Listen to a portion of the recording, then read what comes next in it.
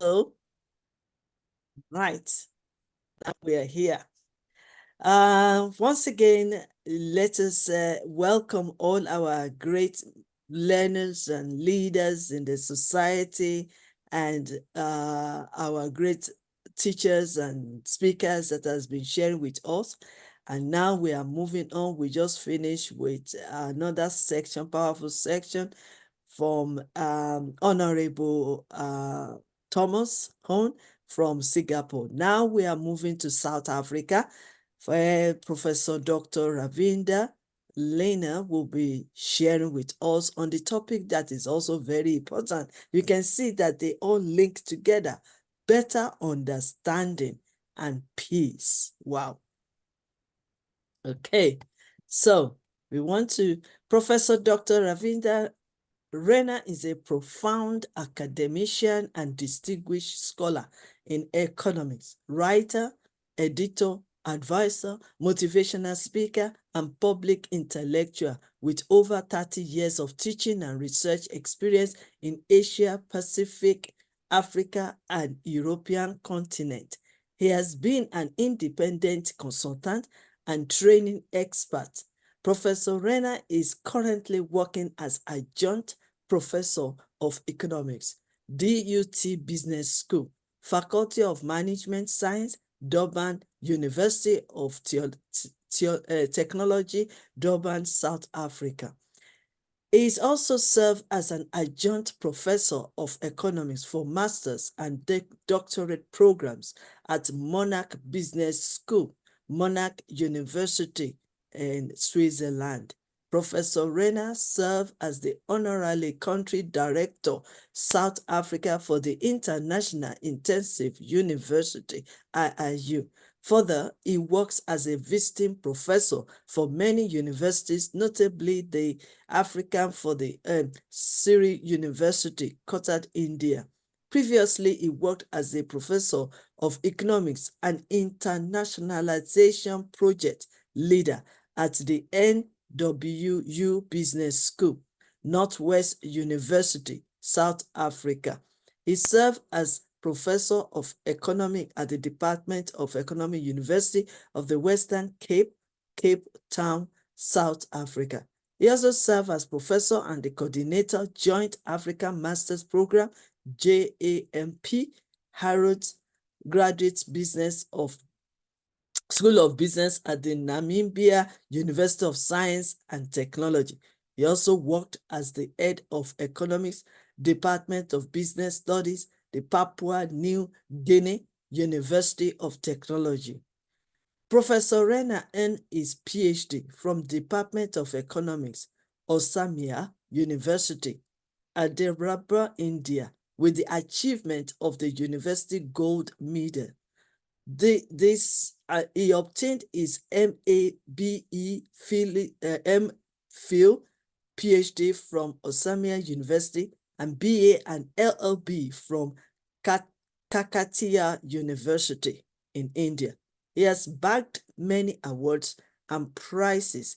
To name a few, he got the prestigious award of the Best Researcher from Naimba University of Science and Technology, also the recipients of the Extreme Award Man of the Year in 2012, which was bestowed upon him by the American Biographic Institute, ABI, USA, based on his extraordinary research contribution. The American Historical Society, USA, has been enlisted his profile in the World Who is Who International. He served as the chairman of the panel of justice for economics of the Global Undergraduate Award based in Dublin, Ireland, in United Kingdom. He wrote 10 books and published more than 130 articles in reputed national and international peer-reviewed journal and 35 book chapters to his credit. Besides, he has published more than 150 articles in newspapers and magazines and websites and presented over 50 papers in national and international conferences and seminars. He visited more than 300 colleges and universities across the globe. Professor Rena profile features in many, many media ways. So let's welcome Professor Dr. Ravinder Rena from South Africa to deliver his presentation this morning. You are welcome, sir. Professor Elizabeth and colleagues from different corners of the world and the audience from different parts of the world. Thank you very much for the opportunity, Professor Elizabeth. And it's always a proud privilege and honor for me to be part of the family of the YYCI International, headed by you. As a president of YYCI International South Africa, I always take the privilege and the honor also to be Yes, representing. yes, I missed that one out. The In president fact, of YYCI South Africa and the advisory board member of YYCI International. Yes, thank you. thank you. I think you still have that old profile. Maybe Uh, it's about 2 3 years ago profile. That's why okay, I that need to get the the new updated profile one. that I sent it is there actually. Okay, all right. Yes, Prof. And so, colleagues, I know we have chosen today an important topic, understanding and peace. It's very, very important for every human being living in this world. Even the animals or the every creature that is lives in this planet is very, very important for everybody. Peace, understanding is pertinent to every human being. So I would like to unpack certain issues pertaining to the peace and understanding, or understanding and peace. And remember that we mark an international day. There is a day that we celebrate every year, uh, just to recognize and to signify the importance of understanding and peace. That is 23rd of February, uh, that we always celebrate this peace and understanding. So, ladies and gentlemen, the peace and understanding is important, and the world is also celebrating the International Peace and Understanding Day, that is February 23rd. Now, why do we need to do this action? What is the importance of this peace in our life, and what is the importance of understanding in our? We have almost 8.1 billion people living on this planet, and we have multiple ethnic groups. For example, India alone has got more than 2,000 ethnic groups in the country. They have different ethnics, castes, religions, and so on and so forth. In the same way, ladies and gentlemen, the whole world, probably if you go to Nigeria, we got more than 250 ethnic groups. If we come to Ethiopia, also probably about more than 200 ethnic groups we have. So within the African continent, as a continent, we have number of ethnic groups. Within the world, we have also number of ethnic groups. If you go to China, for example, Han China, and so there are multiple ethnic groups in China. So every country is unique in having multiple nationalities, number one. Number two, multiple ethnic groups, multiple religions, multiple probably other belief systems. So when we have this kind of scenario, ladies and gentlemen, how are we going to cope up actually? How are we going to interact with each other? How are we going to work together hand in hand, in harmony, in solidarity? So unity is always important concept. And unity comes only when there is an understanding. Unity comes only when there is a peace in our heart, in our mind, in our soul.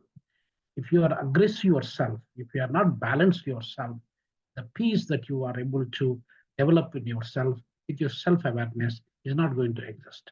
When there is no peace inside you, and then there is no peace that you can able to exhibit to others. So therefore, the peace and understanding plays an important role in everybody's life in this world. If you are not peaceful with yourself, it is definitely that you are going to reflect that no peace in you, with your anger, with your imbalanced behavior, with your erotic behavior with others, and that will create problems actually. So therefore, the whole world should be peaceful. And if it is peaceful, we understand better. If we understand better, we can also build a super natural and super beautiful world, actually, where we all can live comfortably without having any kind of issues among ourselves. So the peace and understanding is plays a vital role in everybody's life, in every country's life, actually. Now, ladies and gentlemen, if you look at the world, it has been structured, and the population of this world at one stage, we have about 900, probably 1,000 years ago, but about probably less than 1 million years ago, the population of the world is about 1,300 people living on this planet. So imagine we have 8.1 billion people and 1,300 people. So 1,300 people, it could be in a small college population now. That was the population in the old world not long time ago, roughly about 1 million years ago. If you take the history about 50,000 years ago, we also got a very few people. If you take the history about, sorry, about 10,000 years ago, we also got a very few people. So, ladies and gentlemen, the population grew, steadily, but it take more than 2,24 years ago that the population of this world is only 250 millions. So the 250 million is the population that we had about 2024 years ago. That is first century AD. And that population, you can find it in country like Indonesia today. And maybe Indonesian population is about 85 million people in Indonesia. And if you go to America, there are about 400, nearly 333, 340 million people are there. So if we look at the population dynamics, how it is changing over a period of time, we can understand the logic that, ladies and gentlemen, even if you take the history 1,000 years ago, the population of this whole world is about 350 million people. So 350 million people is less than the population of what America is having today. And probably one third of the population of what India is having, what China is having. So this is how the population multiplies. If you look at the trend upon which the population was growing, and then you can understand only we became the first 1 billion people in this world in 1804. So 1804, how many years ago? 220 years ago, we were not 1 billion people in the whole world. And now today, India and China, these two countries, they have 1.4 billion people living. So China, India together is about 2.8 billion people living there. We can imagine the situation in just 220 years, there is a paradigm shift. In 1927, we became 2 billion people. In 1964, we became 3. In 1975, we became probably 4. And then 85, 98, then we go on. Now we reached on 15th of November 2022, that was almost about 1.5 years ago, we became 8 billion people. So this is, I just wanted to give this kind of statistics so that we understand how the population grew over a period of time. When the population grew, animals, we have a better understanding among themselves. A tiger or a lion or an elephant or whatever, giraffes and things like that, they know their roles. They understand each other better. But when it comes to the human being, we don't understand each other better. That's where the problem comes.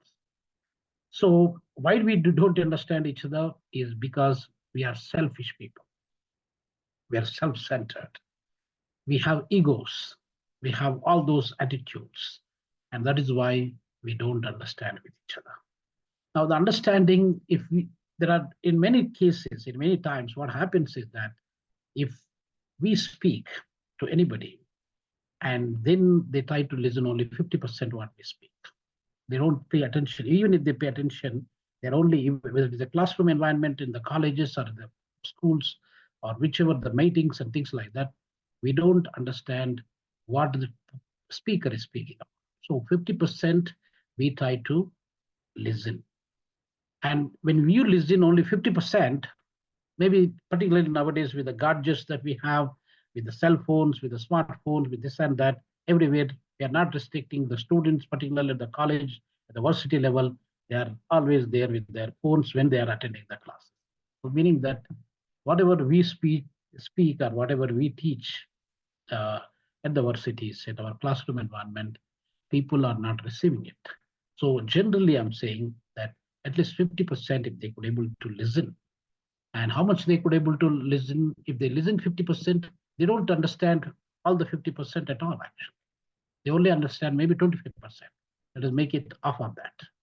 So when they understand 25%, then there's no point actually. We are spending almost about uh, just 1 second.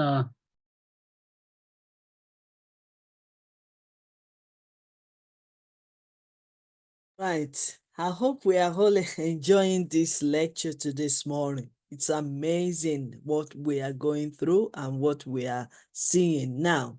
And I believe that yes, we can. Okay, it's back. Sorry for the interruption. There is a garden boy come and he was knocking at the door. That's why I have to That's take fine. this. That's fine, Yeah, sir.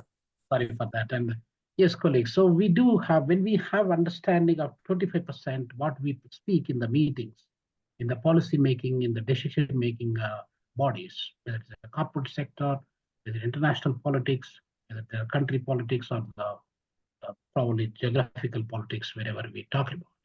So this is the basic problem. So we don't understand each other better. So sometimes if somebody begin to speak, we undermine that person. We underestimate the ability and the intelligence and the wisdom of that person. We try to not even listen to that. So we need to remember that, ladies and gentlemen, every human being in this world is unique persons. Mm. So everybody has got something to teach you. Everybody has got something to offer you. Yes. So therefore, we need to understand. If you don't pay the attention, then you don't understand. If you don't understand, you don't make peace. So most of the times, the arguments, the kind of conflicts, the kind of discussions that we normally do without understanding each other. If you don't understanding, so peace and understanding, they go hand in hand. They Mm. are the two sides of the same coin. If you de-link them, let's say that there is a coin, maybe a 5 rand coin, or probably whichever the coin that we're talking. Every coin has got its own head and a tail. And then if we toss it, there will be either the head or the tail. Now, the peace and understanding, they are two sides of the same coin. If you remove one side, then you are removing the other side also, because that will become incomplete. So without understanding, you won't have the peace. So therefore, we need to develop that kind of consciousness among us. We need to have that kind of lever where we could try to pay attention to what we are doing and what we try to understand it. So we always aggressive because we are human beings. We are not perfect people. We are here for a temporary purpose that we are not going to leave. There are people that are dying even after they're born in few weeks time, few months time, few years time, or few decades time. So the lifespan is not guaranteed. We have a very limited time. Within this limited time, what the best we can do is that we need to play our role as a human being, as a human being without hurting other fellow human beings. Where we can add some value, you try to add some value. Where you cannot add some value, rather keep quiet. You don't need to mess out, and you need to destroy the value that was already in existence. So the whole world is centered and structured in a way that we are trying to create more problems for us. We are trying to create more problems for other fellow human beings living in this planet. They are peaceful people, but we are the one who is trying to create problems. Why do we need to do that? Are we going to live permanently by destroying other fellow human being life? And you are trying to think that you are going to live permanently here. You are going, the karma philosophy that we believe in, the what goes around, it also comes back. So it is like a cycle. Karma doesn't have it doesn't require to know the address of the person. Wherever you are on this planet and this world, karma knows where exactly you are. So karma will come back to you if you are trying to do bad things to other fellow human beings with your negativity, with your jealousy, with your negative attitude, and that will always come back.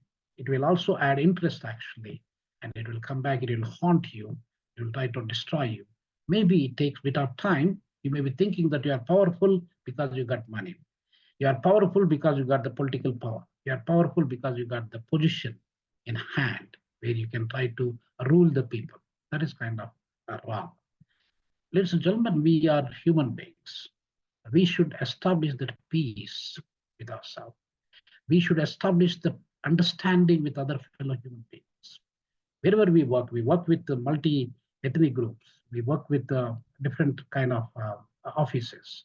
We work with the different human beings in our life. So that we need to have that kind of coherence, the harmony. That harmony and the coherence will build solidarity among ourselves, the unity among ourselves. When we are united, we can always rise together, we can fight for injustice. But when we are not united, when we are not inclusive in ourselves, and then we always, by dividing ourselves, we will fall. Somebody will take advantage. Somebody will try to ruin our life because we are not united. So unity and strength will only come when you understand the leader one side and the other fellow colleagues on the other side.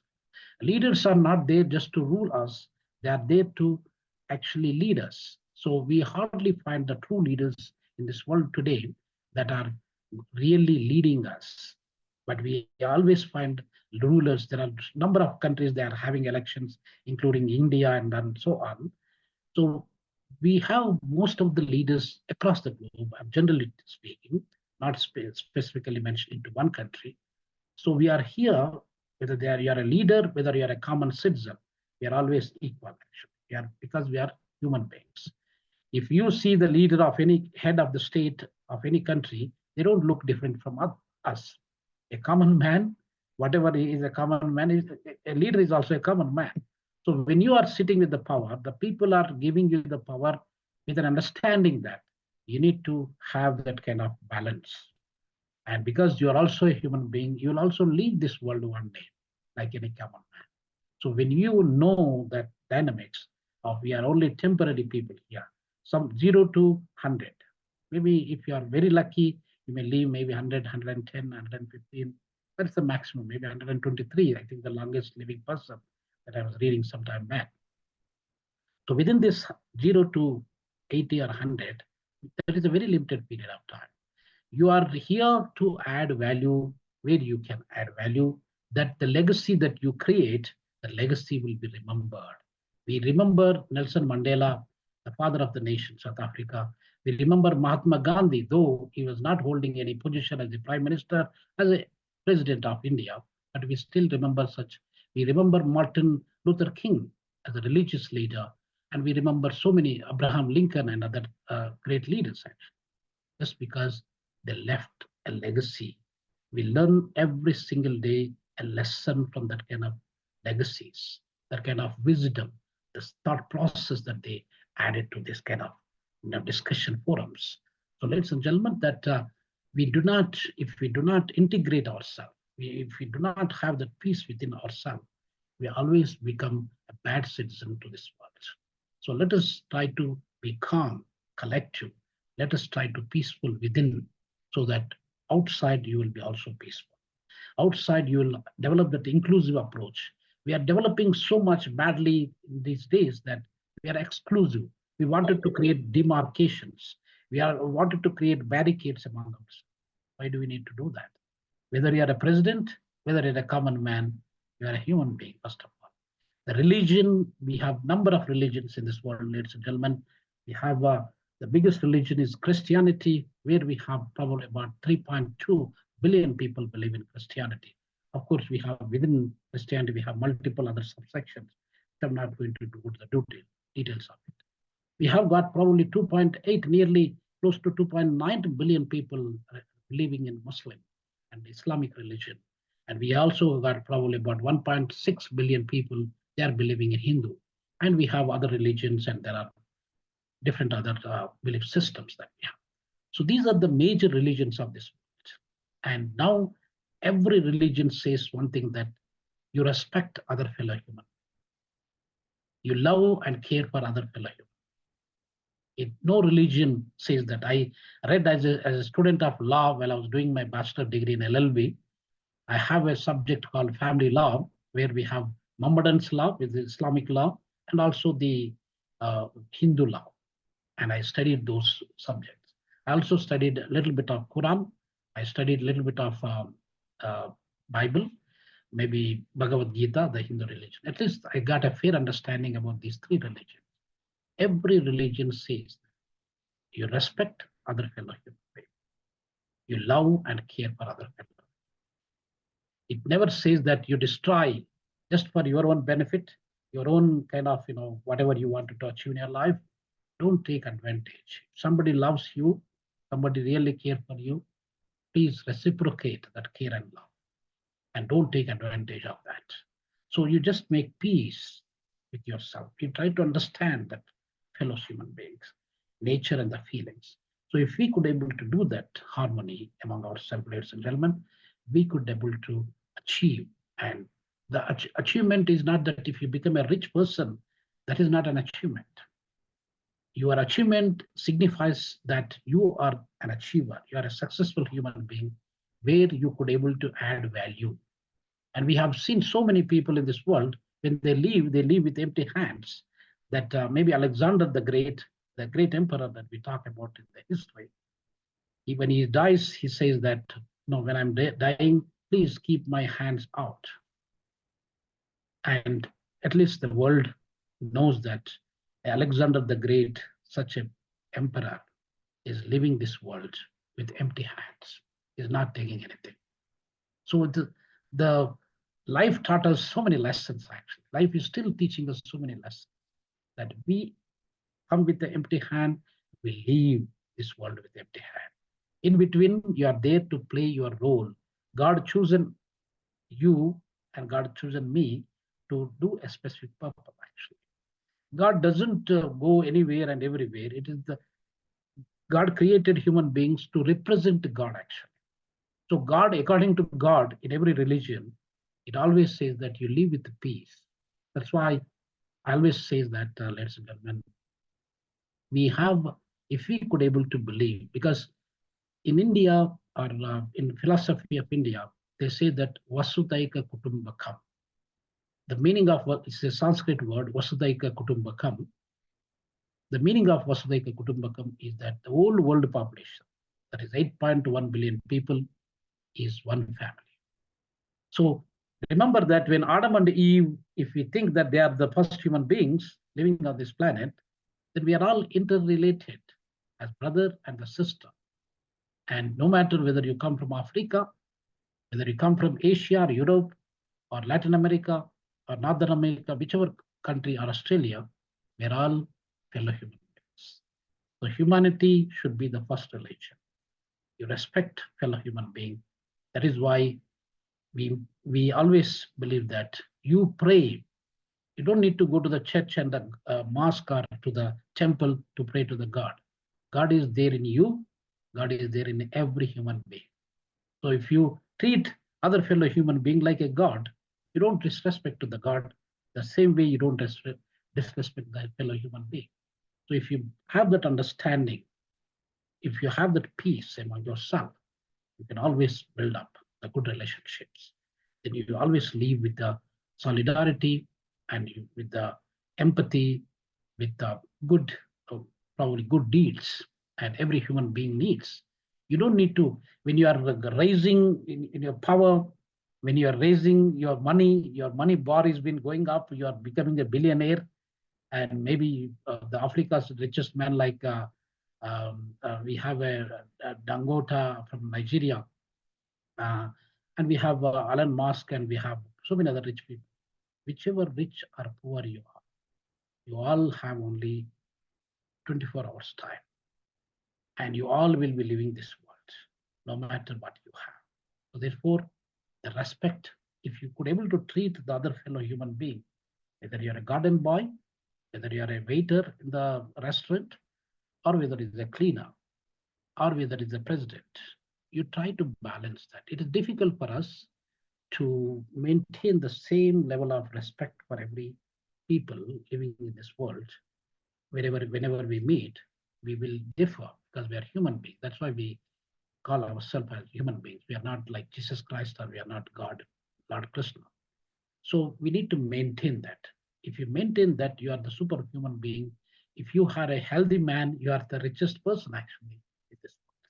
When you are having all the billions, but you are not healthy, what are you going to do with that billions actually? The billions are not going to save you. In Sanskrit, I would like to unquote in interest of time, Prof. I do have any. How many minutes do I still have?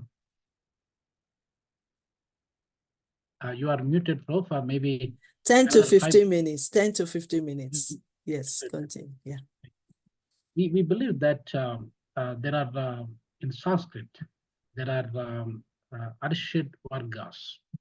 That is actually karma. Karma is the lust.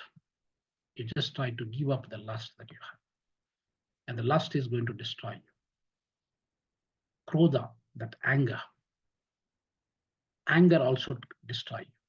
If you would like to peace and understand others, you must reduce your level. If you don't reduce the level of anger, you're not going to go anywhere. You're like a flat tire. So the anger is very, very important actually. Anger is not only killing others, but it's also killing yourself. Because if you wanted to destroy the iron rod, it is not you and me as human beings, we cannot, whatever the way we do, we cannot destroy the iron actually. Iron can destroy itself by the rust it has got. So rust is like a anger to our human human beings. So we need to have that anger. If you could able to reduce, so kama, krodha, mada, macharya. If we could able to balance this, mada is also kind of pride. Unnecessarily, we develop the pride. Why do you need to develop the pride actually? Whatever position that you have, it's only today is temporary. Today you're a president, you are a prime minister, or you're a minister, or you're a vice chancellor, or you're a director or director general, and tomorrow you will become a former director general or a former prime minister or something like that. Why do you need to develop that pride unnecessarily? Mada, macharya. Unnecessarily we develop that kind of associations, bonds. So if we love somebody, love with detachment. Don't love with so much attachment. When you love with that's what Bhagavad Gita says. We are human beings. We love our family members first. We love our friends. We love our community. We love our people. We love wherever we go. We spread the love. But love, you just love it and love with the detachment. You do your duty. Don't love with attachment so much where you are going to hurt yourself, where you're going to misunderstand the concept of attachment, concept of love, and the concept of peace. So that will create unnecessary problems. We will be having a lot of expectations. Whatever we do, I know we are human beings, whether it is me or any priest that we talk about, any archbishop we talk about, and any pope that we talk about, we are human beings. We are not perfect. We are not like gods. Even the gods that we believe in, they also have kind of different stories that we read about. So what I would like to mention here, ladies and gentlemen, is that when your role is very much limited, you cannot change the world, but you can change yourself. You can change yourself positively. The age is not a age is just a number. Whichever the age you are, whether you are an older man, elderly person in 70s and 80s, whether you are a probably young boy or a teenage boy or a middle-aged human being, things will change. A change, if you could able to change yourself positively, with peacefully and with better understanding about the human world, and then you are going to become a superhuman being. So that superhuman being comes only when you make peace within and when you understand yourself and you understand your role. We have so many religious classes that are taking place. We have so many religious books that we go to church, we go to mosque, we go to different other religious places. We try to learn, we try to listen to these mullahs, we try to listen to the priests, we try to listen to the, what do we call, the pundits.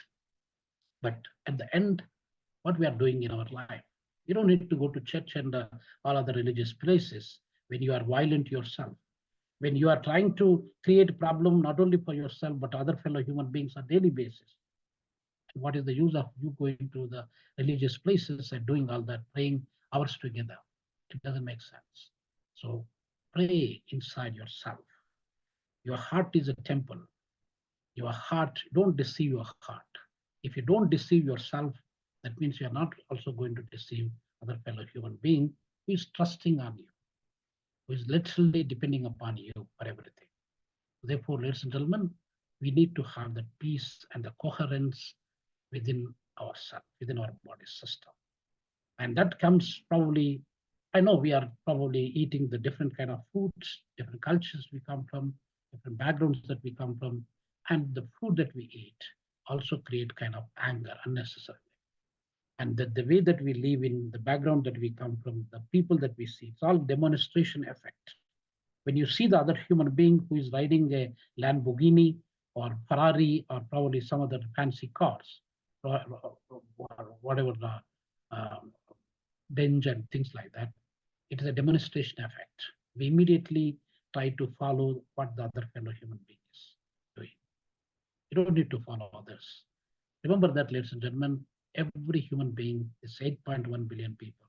They all, their fingerprints, they don't match with each other. When your fingerprint is not matching with each other, that means you are a unique personality in this whole world. You may look a little bit different. Maybe about 7 or 10 people, they may look alike like me, but they are not like me. They are not the same like me. In the same way, when your fingerprint is not matching with other 8.1 billion people living on this planet, you are a unique personality action yourself. When you are unique, try to show that uniqueness where you can try to create and add value in the value chain.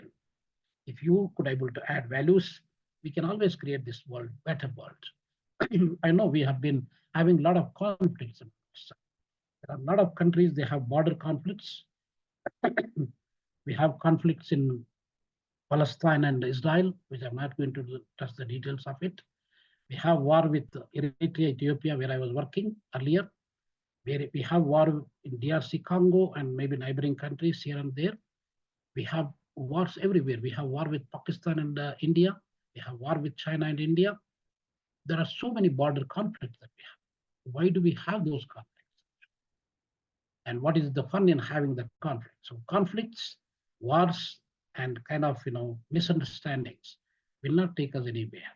Only the innocent people, innocent lives, they are going to lose their lives for no reason actually. And then I think that no, so it's a martyr. He who sacrificed his life in the war is a martyr. So we could avoid those kind of conflicts, those kind of arguments, those kind of probably the wars, just because if we make peace, the peace and understanding. So peace and understanding is important. That's why, ladies and gentlemen, we also got a Nobel Prize, which is the precious prize that is awarded in the whole world. The highest prize is Nobel Prize. That's why we respect Nobel Prize. So Nobel Prize is not given for every subject that we have in this world. We have probably more than 150 subjects that we have, probably more than that. So Nobel Prizes are not given for all the subjects that we have in this world. Nobel Prize is given only for some specific subjects. There, let me give you some note about that. The Nobel Prize is given, for example, the physics, the chemistry, the medical sciences, economics, and we also got literature. So for these subjects, Nobel Prize is given. And besides these subjects, a Nobel Prize is also given for a peace and international understanding. And so peace and international understanding is an important subject. It's more than a subject of its own, actually. So we need to establish the peace. So without peace, the livelihood and the life for us in this planet will become definitely difficult. So therefore, ladies and gentlemen, let us try to establish the peace. Let us try to love ourselves, first of all. Let us try to love other fellow human beings. Like we believe that in Sanskrit, there's a slogan I always quote that Matru Devo Bhava. That means your mother is your first God, try to respect her like a God. We had a Mother's Day yesterday, 12th of May 2024. How many of us we truly loving our mother actually? How many of us we truly understand the feelings, the sentiments, the embodiment of our mother who sacrificed all her life for us? So this understanding, child and mother is also very important. So you love your mother like a goddess. Every child in this world, it is the duty of every child that they need to love the mother like a goddess. You will make a lot of peace, a lot of understanding you develop. Any person who loves the mother will always love other women also. Any person who does not love his own mother, he will always misbehave and mistreat other fellow women, ladies. So therefore, the person who love and love your mother like a goddess. The second person you love like a god is none other than your father, because he also plays an important role. When he has nothing, he still creates something for you and give that something to yourself as a child. When he is making that sacrifice in your own life, then you need to respect that. He's not only your creator, but also provider. He carries the heavy burden on his shoulders, no matter whether he eats or sleeps or not, but he will make sure that you and the family and the children, he will eat and sleep peacefully. So that father deserves, and he need to be treated like a god. So that is why we say Pitru. Pitru means father, Devo means God, Baba means treat him like a god. He is your God. The third one is that Acharya. Acharya is nothing but Guru, your teacher, your professor. Treat him also. He deserved a respect and he deserves a honor. He doesn't need money from you. He doesn't need gifts or he doesn't need anything from you. You need the respect, and that give the respect to your teacher who is elder to you, who knows something better than you, who can mentor you, and try to make respect, try to give that respect to that, because it is your third God. And the lastly, ladies and gentlemen, Atidhi means guest. Devo Baba means is also Atidhi means he could be a neighbor, he could be a guest that is visiting you, he could be any other fellow human being living in your environment. You treat him also equally like a God. When you treat these four people are everywhere. Wherever you are in London, you are in New York, or you are in South Africa, in Johannesburg, or in Mafeking, wherever you are, or in New Delhi, in India, you always have these four people around or found in, and may not be associated with you, but at least one way or the other, your mother and father will not be there traveling with you everywhere, wherever you go. But at least you have that respect, sentiment, and you develop that understanding and peace, then you are a better human being. You are more than a rich man yourself. What is the use of you having a lot of billions of dollars that you don't even know how to value the human being? That is not a respect. I was reading an article probably last month that our richest man many times became the richest, and he's going to be the first trillionaire in this world, Elon Musk. He never get time to see his own father for the last 7 years. So in my view, ladies and gentlemen, I'm not critic about he and his personal life, but in my view that at least we need to create time for our parents. No matter whatever you are, create some time for your parents. Create some time to the people who really believed in you and loved you. And that is the simple thing that you can. Then you are absolutely, you are a rich man, you are a successful man, you are the best human being on this planet.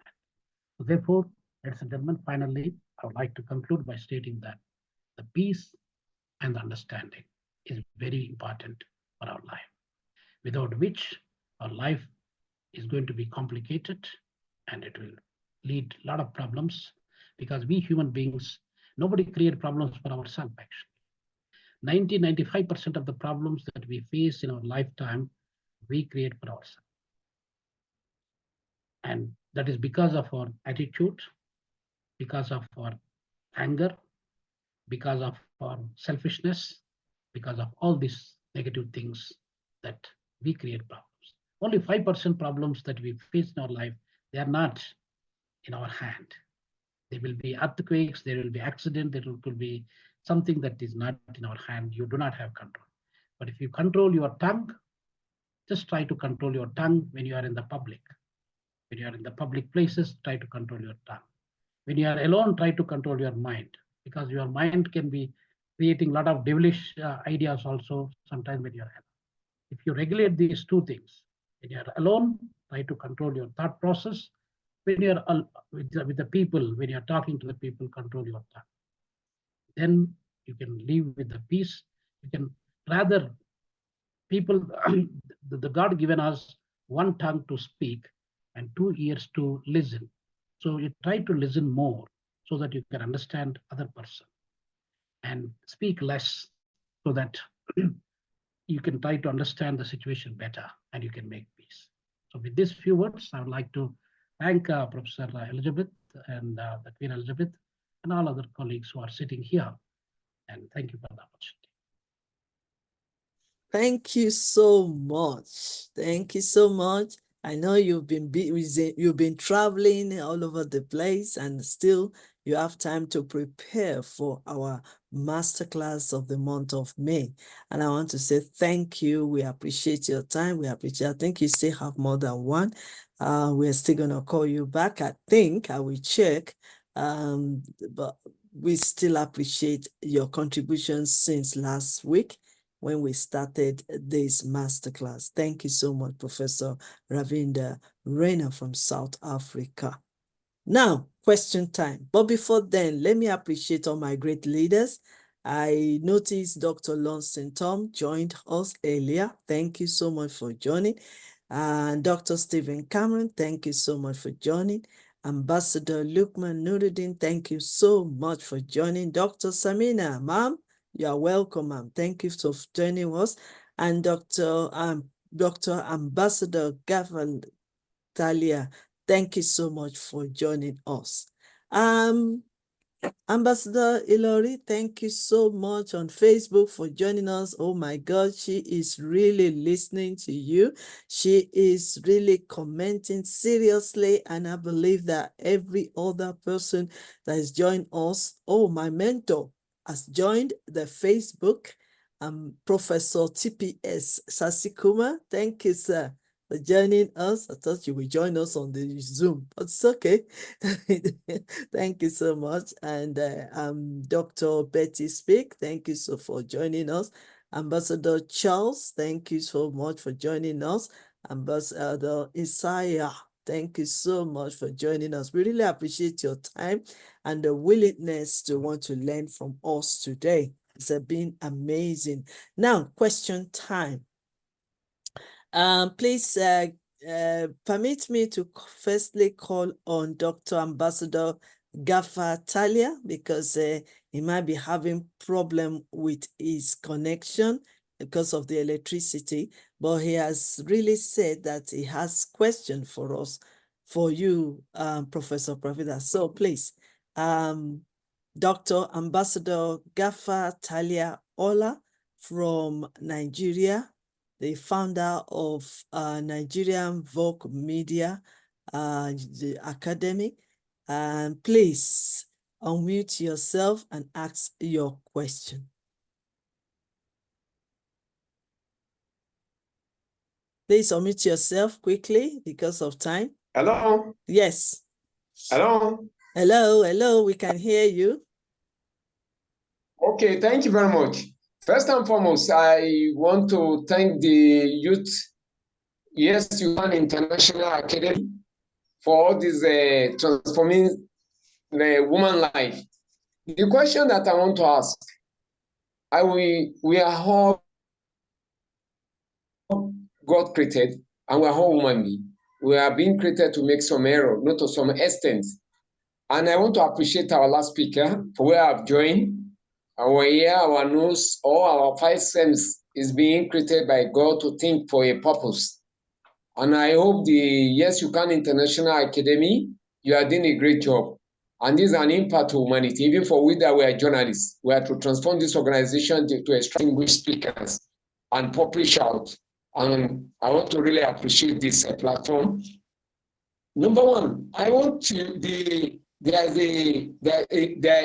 in terms of a marital clash between an husband and wife, what can lead to a situation to the extent that a wife will take a gun and just kill her husband? And how can such a circumstances be averted? Is there a psychology problem, or can we call it a particular traumatic problem just in soil and an argument? Recently, which I will not mention, and so many, where a woman take a gun and kill her husband in times of argument. How can such a situation, in terms of psychologically or cultural morally, can such a thing be avoided? And again, my last question is that we are home and nobody is contented except God. But there are situations, we have our good motherhood all over the world, where some people are feel ingrate, especially we have some men that they feel ingrate too. But with due respect to you, our mother in the house there, you are an erudite scholar, a very humble, a very talented. But there are some women, despite whatever you do in their marital way of life that is godly, bind together, sometimes it's difficult for some of them to even say things, even to pray for, or to pray for their husband, or even to show an appreciation. Thank you even though it's the responsibility of the husband also, especially in some African culture. At least say, okay, to show a sign of appreciation by some marital. That's my two questions. Thank you. Thank you so much. Over to you, Professor Ravinder. Before we say that, thank you so much, Professor Karudin, for joining us today. Okay. All right, sir. Over to you, Professor Farinda. Well, thank you, Dr. Gafar, for asking that question. Indeed, I was mentioning that we are human beings are emotional people. We are egoistic, whether it comes to our husbands, our wives, our children, or maybe outsiders. At times we show our anger. So the anger is the one psychologically creating problems. So sometimes that anger is trying to think that I'm greater than you, although you're my husband, I'm always, greater than you, I'm brighter than you, I'm bringing this kind of, whatever power and value to the family. So if you don't listen to me, then I will show, and I will show you a place where you are supposed to be. So this kind of conflicts are occurring actually. The Bible says, and Quran says, Gita says, with a lot of examples, but we don't stick to those things. So you need to pacify. When you are living together, these five fingers are not equal. So your wife and husband, they may not be equal actually, because we come from different backgrounds. Although you are an imperfect people, maybe you only match 10%, 90% you differ, but you are still associating yourself as a wife and husband. You as a man or husband, you trim your own things in order to accommodate your wife. Your wife also should reciprocate the same thing. Then that harmony, that's why God says that a wife and husband, they should live like milk and water. They should not live like oil and water. Oil and water, you can always see the difference. But milk and water, if you mix maybe 1 liter of milk and you put maybe 1 glass of water, you don't see and you cannot distinguish the water and the milk. So wife and husband should live like that. Actually, if we live like that, any united life in the family, it's a sacrifice. And Professor Elizabeth always speaks about her husband. That is the great thing, actually. That is the reciprocal way that we need to understand and make peace with. And we need to try to develop that kind of love and affection, commitment, sacrifice. If we do that, then we can always establish better relationship. And if we do not do that, then we become violent, and those and other things that what you're quoting will also. This is what is happening, maybe because of the social media, maybe because of the false messages that are going through, and the selfishness. All these things are literally, for the past 2 decades, it's going to be become worst, bad to worst in the coming few decades. There's no marriage, there is no society, there's no relationship that exists actually. That's what is going to happen. So therefore, with our humble behaviors, humility, and with our religious books, we need to make peace, we need to understand, we need to accept, and we need to move on. That's what we need to do. I hope, and I try to address your question. Maybe the second question, I don't know, but probably in the interest of time, maybe I combine it, but you can always ask me, maybe then we can always discuss. Thank you. Thank you so much. Thank you so much for Excellent, contributing. Professor Ravinder. Thank you so much for sharing and answering the question. And thank you, Dr. Ambassador Gaffer, for asking the question. I hope you are satisfied with the question, with your question. I hope you're happy. Yes, I think so. Even though we can't hear Can't hear you. you. We can't hear you. You're You muted. muted, actually. You must mute, Dr. Gafar. You unmute yourself because you are muted. Dr. Gaffer, we can't hear you. Okay, let's leave it. We can't hear you. Can you unmute yourself? Unmute still yourself. It didn't. Okay, it didn't. Okay, connect. You All right. didn't get the I think message. we need to move on quickly and ask questions. Dr. Samina is our wonderful mother from Pakistan. Happy belated Mother's Day. Yesterday was Mother's Day, and she's always impromptu to ask questions or to commit and to comment on what the speakers have said. So we would like to invite her to ask questions or contribute to what Professor Ravinder have said. Your question, ma'am. First of all, I will recite a verse in Punjabi and I will translate it into English. The poet says that ਢਾਦੇ ਮਸਜਿਦ ਢਾਦੇ ਮੰਦਰ ਢਾਦੇ ਜੋ ਕੁਝ ਕਹਿੰਦਾ ਪਰ ਕਿਸੇ ਦਾ ਦਿਲ ਨਾ ਢਾਈ ਰੱਬ ਦਿਲਾਂ ਵਿੱਚ ਰਹਿੰਦਾ in English mosque temple ਮੰਦਰ everything you can break but don't break the heart of anyone because God is living in the heart. So we should not break the heart. So it is very important that when we are saying that we should respect others, we should love in peace and unity, harmony. We should regard the feelings and sentiments and no negative thoughts. So we should respect the hearts because when heart breaks, it is very bad because there are so many problems when sentiments and heart and feelings hurt. So a very good presentation of Dr. Ravinder. I appreciate a lot. And my question is, if 25% people don't listen us, that what is the solution for this, that they can listen us, because 25% people out of 100 are not listening and are listening, 25% are listening and 75% are not listening. So we should do some strategy to involve people so that they should listen us.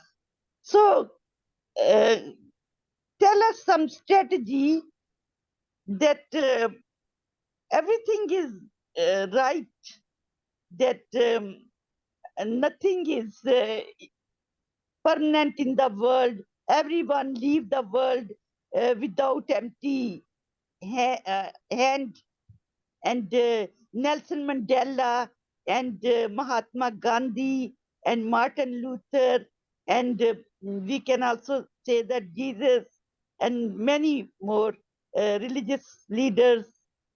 They are very loving, caring to the nation. But now,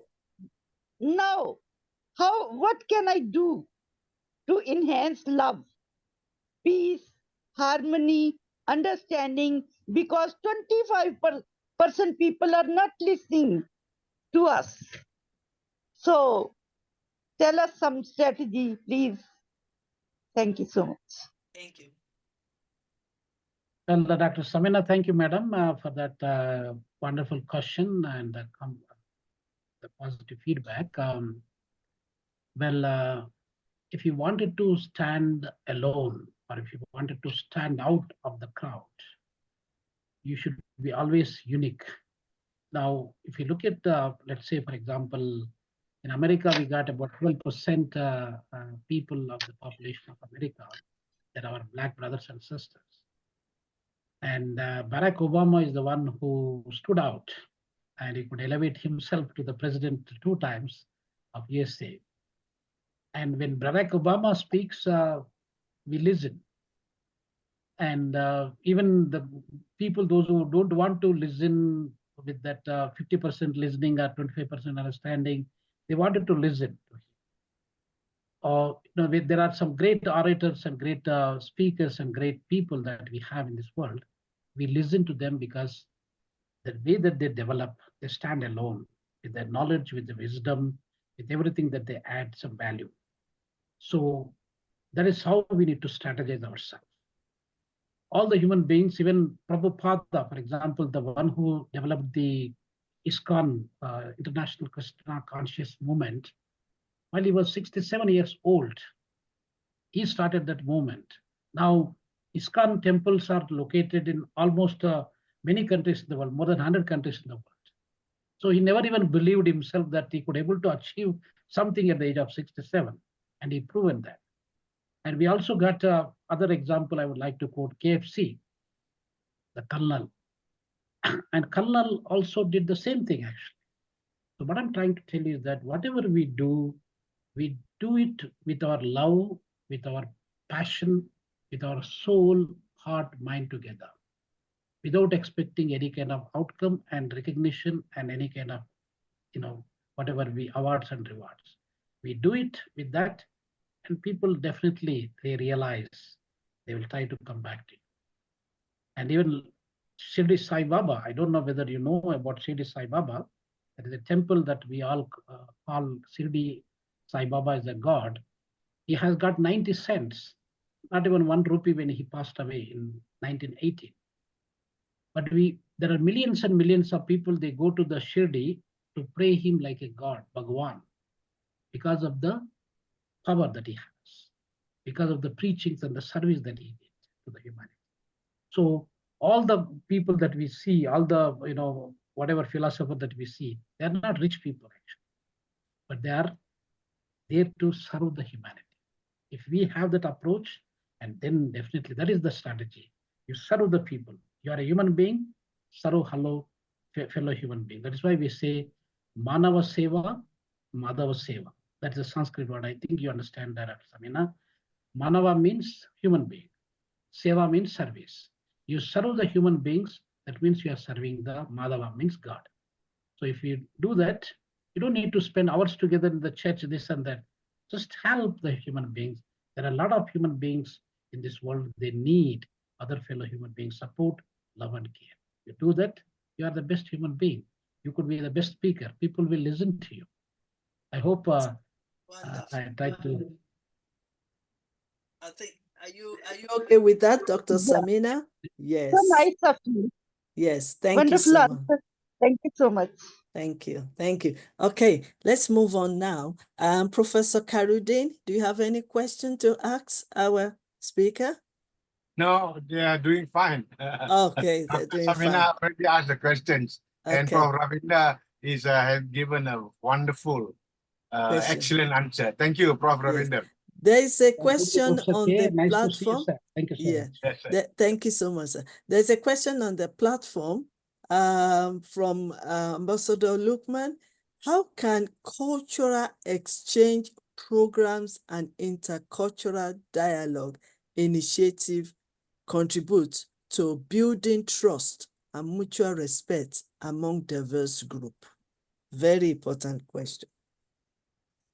Well, should I take it? Yes. Thank you, Lukman, for that question. Thought-provoking. Indeed, in the interest of time, I'd like to summarize. Yes, we need to have that intercultural and exchange programs from time to time, because we are multicultures in this world. As I indicated, that we have 2,000 cultures and ethnic groups in India only. In Africa, we have so many ethnic groups. So that is why these sports and games are created. That's why, as part of the globalization, we also have that exchange. As part of the BRICS forums that are for the past 1 decade, we are also encouraging to have the more cultural kind of associations and the events, so that we'll understand each other better. I was in Russia, for example. I could able to look at the different cultures of Russia. And Russia is a big country, and there are multiple cultures that they have. So unless otherwise, every culture is different. Every culture is different, unique. So unless otherwise I understand the culture, I cannot able to integrate with the people. Yeah. So therefore, the culture and the people, they are always connected with each other. They are within. So therefore, the intercultural and multicultural associations, exchanges are important to build up the understanding and also the peace. Thank you. Thank you. Amazing. I hope you are okay with that, Ambassador Lukman, with the answer. Yes, thank you, sir. Thank you. I'm okay with that. Thank you, All sir. right. Thank you. Okay, let's quickly move on. Dr. Stephen, do you have any question or comment, please? Thank you so much, Professor Dr. Queen Elizabeth Lucas, Professor Khairuddin, Dr. Smina Evelyn, Professor Ravindra. It was such an amazing presentation. I really enjoyed it. I loved it. And you actually very rightly pointed out the importance of, empathy and, commitment to dialogue, reconciliation for promoting peace and, understanding in societies. So, I really agree that if we would implement these principles, relationships and communities would definitely be more peaceful, and they would be more understanding. And together we can build a brighter future founded on empathy, cooperation, and mutual respect. So I have a question here, and that is that what actions can we take to contribute um to peace building efforts globally? If you could, briefly answer it. Thank you so much for the presentation. God bless you. Dr. Stephen, thank you very much for those kind words. And indeed, yes, they are very, very important, what you mentioned, the empathy, the harmony, the cooperation, the solidarity among ourselves. Most importantly, the world is structured in such a manner that everything is competitive. We need competition. We also teach in economics a competitive advantage in international trade and whatever business that we talk about. But it is more than the competition, the cooperation is important. If we could able to cooperate among ourselves at individual level, at the national level, at the country level, or at the international level. The internationalization projects, there are so many that are, probably built up at the, at the BRICS and with G7 and every country, every organization. So that cooperation is important, actually. The cooperation comes with understanding and peace again. So the understanding and peace play a vital role in the cooperation. So if we cooperate among ourselves instead of competing with each other, unnecessarily creating barriers among ourselves, I'm greater than you because I stood first. The other participants also took part in the race. Because they participated, then you become first. If they don't participate, you would not have become first, actually. So that cooperation, the sportsmanship, if there are 100 people, they take part in the game and only one person got gold medal, that 99 people, we ignore them completely. So there are 99 people, they have taken part, they cooperated. That's why they made you to be first. So that understanding and that kind of cooperation, that kind of workmanship, that kind of solidarity. That's why divide we fall and unite we rise. So let us unite, let us cooperate wholeheartedly. And I'm sure that we can build better environment and better world for our people living on this planet, are also our future generations who are coming to stay in this planet. I thank you. Excellent response to that. I would like to say thank you so much, Professor Ravinder, especially the last one that that covers the whole thing. Cooperation. We need to work together. We need to stand together. We need to learn together. We need to make a difference together. We need to understand one another so that we can come together, reasoning together, and also impact into our lives, impact into the lives of others, and also to our generations that are coming. We need to set the boundary, we need to set the standards, and we also need to understand the culture. We need to understand that I am me, you are you. We need to understand who we are. We also need to understand that we can be who we are. And we can only change ourselves. We cannot change others. And you cannot change the world. We need to understand that every individuals are unique and they can do more than us sometimes. We need to understand that we are all created by God, the universe. Nobody creates themselves. And when he created us all, we are unique. We are special. He spent time on human being. That is why we are the last to be created. And it was when he created us that he now have the time to rest. So that means he cannot rest without creating human being.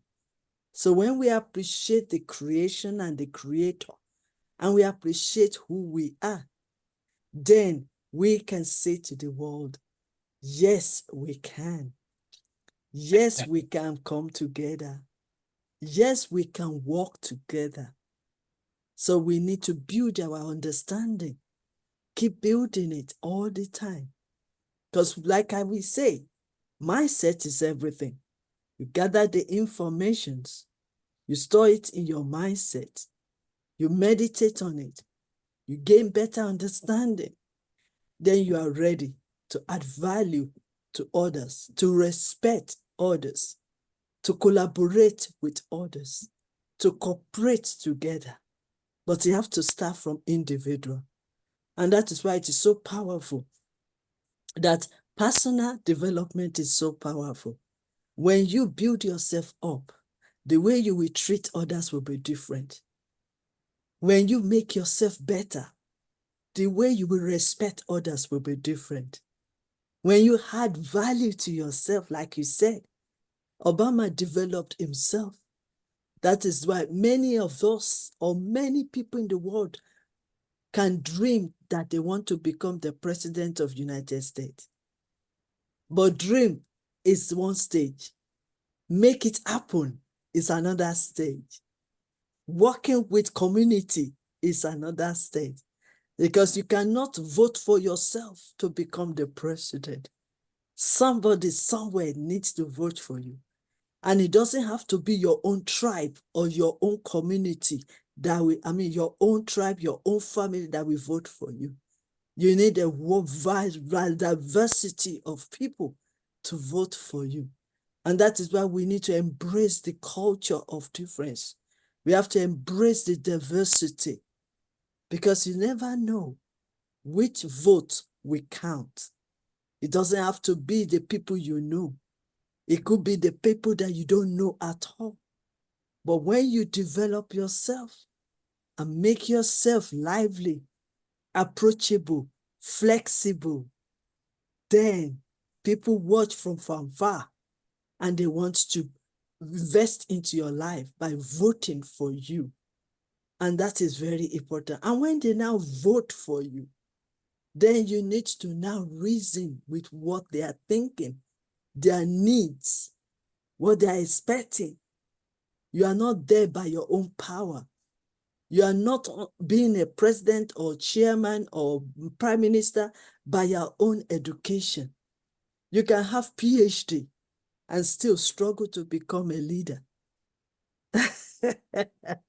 So that is so important that we understand all these things. And that is why YYCI International Academy is creating or organizing this kind of masterclass.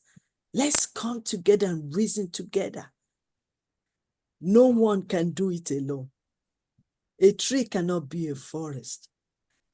Nobody, even God, when he was creating us, you can hear him saying, let us make man in our own image. Now, that doesn't mean that God cannot create us by himself, but he's trying to let us see the cooperative there. He's trying to let us know that we need to, he's laying the foundation for us, an example for us to reason together with others so that we can work together.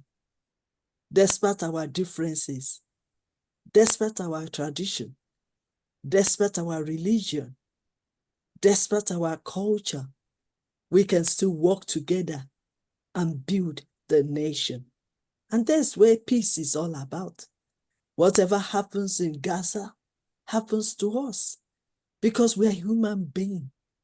Whatever happens in Russia and Ukraine, we are part of it because we are human beings. And that is why we need to create that better understanding of our stand, our policy, our opinions, and communicate it well.